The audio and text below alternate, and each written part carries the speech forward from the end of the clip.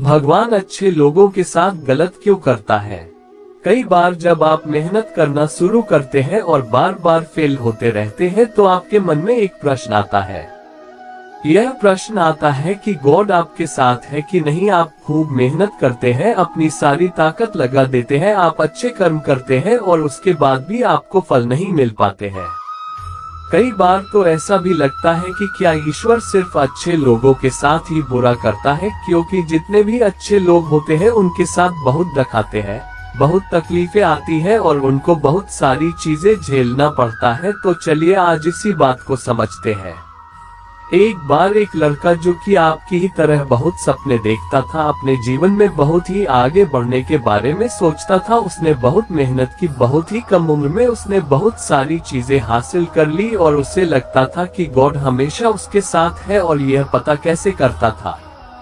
हर रोज जब वह समुद्र के किनारे जाता था तो उसे लगता था कि ईश्वर उससे बातें कर रहे हैं, वो साइड में है और वो ईश्वर से बातें कर रहा है, क्योंकि जब वो चलता था तो रेत पर उसे दो पैर के निशान दिखाई देते थे, एक गॉड के और एक खुद के। वह लड़का बहुत ही ज्यादा खुश था, उसने अपने जिंदगी में वह सब कुछ पाया था जिसके आप सपने देखते हैं।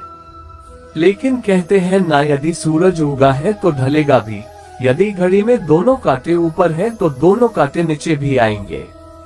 उस लड़के के साथ भी यही हुआ। धीरे धीरे उसकी कंपनी लॉस में जाने लगी। जहां करोड़ों की प्रॉफिट बना रही थी वहीं पर करोड़ों का नुकसान होने लगा। जो लोग उसका साथ देते थे वही लोग उसका साथ छोड़कर जाने लगे। उसे बहुत दुख हो रहा था और सबसे बड़ा दुख इस बात का हो रहा था कि जब वो समुद्र के किनारे घूमने जाता उसे वो पैरों के निशान नहीं दिखाई देते थे। इसका मतलब भगवान उसके साथ नहीं थे। वह लड़का बहुत ज्यादा दुखी था, बहुत ज्यादा परेशान था और सोच रहा था कि जब अच्छा समय था तो भगवान मेरे साथ थे, लेकिन जब मेरा बुरा समय आया तो भगवान ने भी मेरा साथ छोड़ दिया और मेरे अपने भी मुझे छोड़कर चले गए और वो बहुत दुखी हुआ।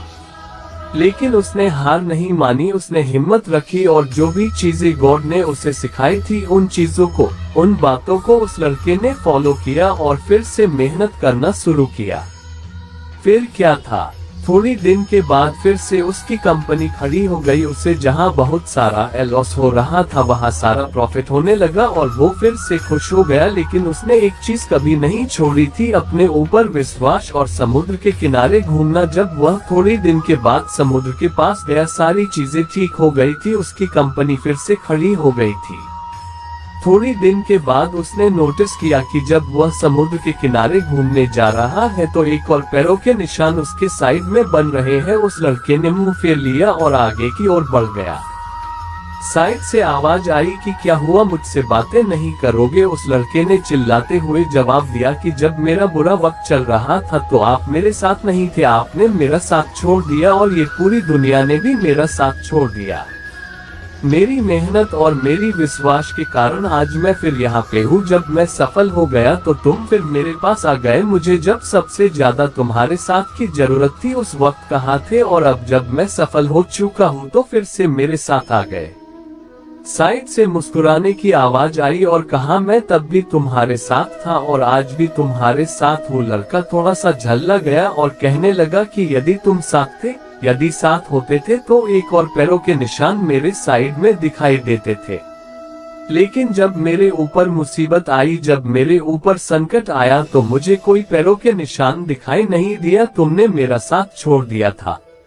बाजू से फिर मुस्कुराने की आवाज आई और कहा कि मैं तुम्हारे मुसीबत के समय भी तुम्हारे साथ ही था। जब तुम सफल थे तब तुम्हें दो पैरों के निशान दिखाई देते थे क्योंकि मैं तुम्हारे बाजू में चलता था, लेकिन जैसे ही तुम्हारे ऊपर मुसीबत आई तुम्हें एक पैरों के निशान दिखने लगे क्योंकि तुम्हें अपने गोदी में उठा लिया था और इसीलिए तुम्हें जो पैरों के निशान दिख रहे थे वो तुम्हारे नहीं, वो मेरे थे। इसलिए हमें हमेशा याद रखना चाहिए कि किसी भी परिस्थिति में वो ईश्वर, वो मालिक हमारा कभी साथ नहीं छोड़ते। हम उन पर विश्वास करें या ना करें, हम उनकी भक्ति करें या ना करें, वो हमेशा हमारे साथ है। इसलिए इस बात को हमेशा याद रखना। हाथों के लकीरों से पहले उंगलियां होती है, जो हमें यही सिखाती है कि हमें अपने किस्मत से पहले अपने कर्मों पर भरोसा रखना चाहिए। संघर्ष ही जीवन है। जो मुस्कुरा रहा है उसे दर्द ने पाला होगा, जो चल रहा है उसके पाँव में छाला होगा। बिना संघर्ष के इंसान चमक नहीं सकता, जो जलेगा उसी दिए में उजाला होगा। संघर्ष क्यों बचे संघर्ष से? संघर्ष ही तो जीवन की आत्मा है। जितना कठिन संघर्ष होगा उतनी ही शानदार जीत होगी। एक बार एक किसान भगवान से बहुत ही नाराज हो गया।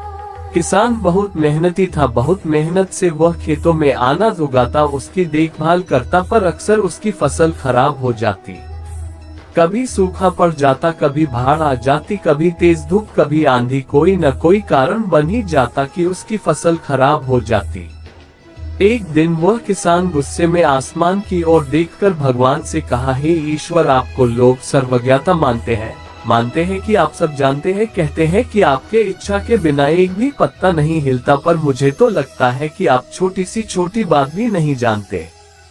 आपको तो ये भी नहीं पता कि खेती बाड़ी कैसे करते हैं। अगर आप जानते होते तो हर समय जो बाढ़, आंधी और तूफान आते हैं वो कभी नहीं आते। आप नहीं जानते कि कितना नुकसान उठाना पड़ता है हम किसानों को।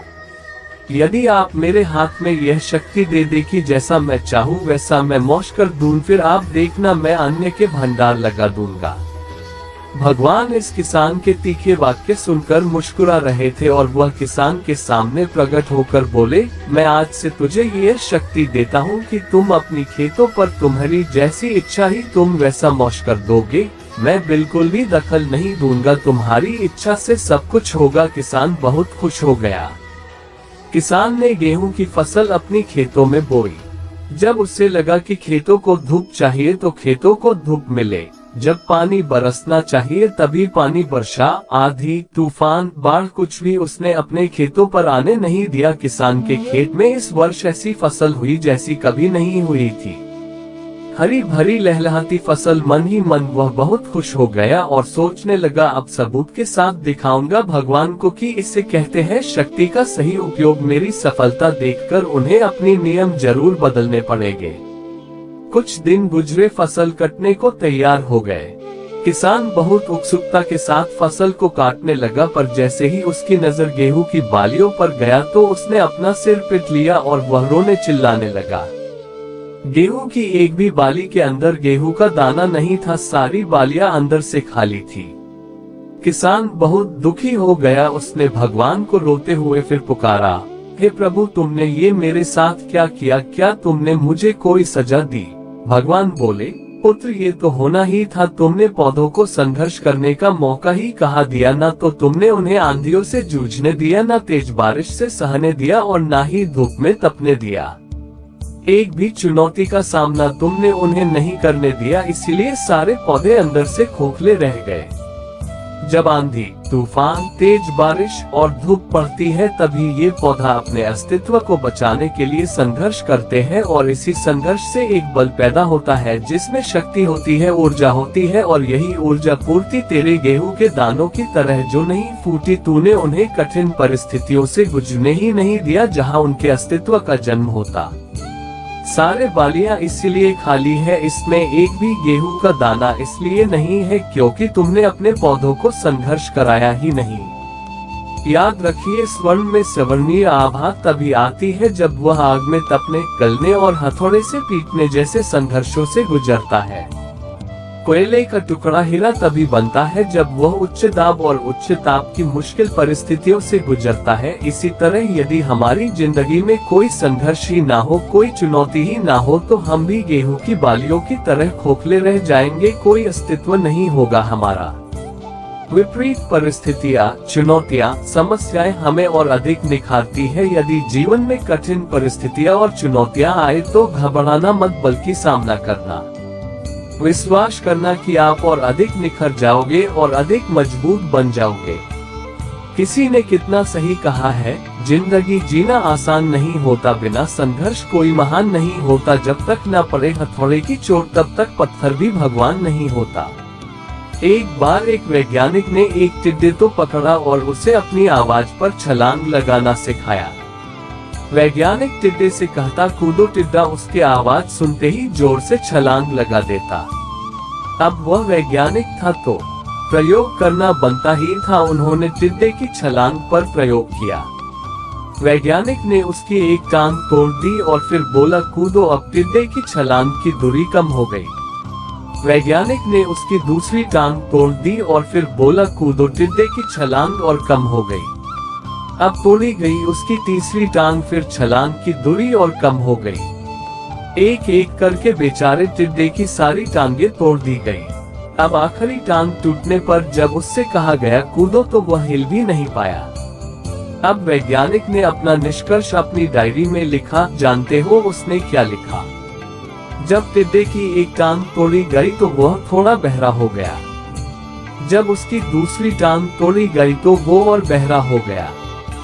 हर टांग टूटने के साथ वो और बहरा होता गया और सारी टांग टूटने के बाद वह बिल्कुल बहरा हो गया। अब जोर जोर से चिल्लाने का भी उस पर कोई असर नहीं हुआ। वो तो अपनी जगह से हिला तक नहीं, छलांग लगाना तो दूर की बात थी। इस कहानी को सुनकर सभी को ऐसा ही लग रहा है ना कि क्या मूर्ख वैज्ञानिक था, इतनी सीधी सी बात उसे समझ में नहीं आई। या कुछ लोग ये भी सोच रहे होंगे कि ये तो किसी बच्चे को भी पता है कि टिड्डे की छलांग उसके टांग टूटने की वजह से कम होती जा रही थी, ना कि वह बहरा हो गया था। दोस्तों, हम सभी जीवन में कई बार ऐसे ही मूर्ख बन जाते हैं। कई बार जीवन में दो घटनाएं एक साथ ऐसे घटती है कि उनका एक दूसरे से कोई संबंध होता ही नहीं, फिर भी ऐसा लगता है कि गहरा संबंध है। कभी कभी दिखता कुछ और है लेकिन समझ कुछ और आता है और वास्तव में होता कुछ और है। इसीलिए अगर पछताना नहीं है तो जीवन में जल्दबाजी में कोई निर्णय न ले, हमेशा समझबूझ का इस्तेमाल करें, सावधानी बरते, नतीजे सोच विचार कर ही निकाले। दोस्तों, आपको द रौनक के चैनल पर ये छोटी छोटी कहानियाँ और सीख कैसी लग रही है?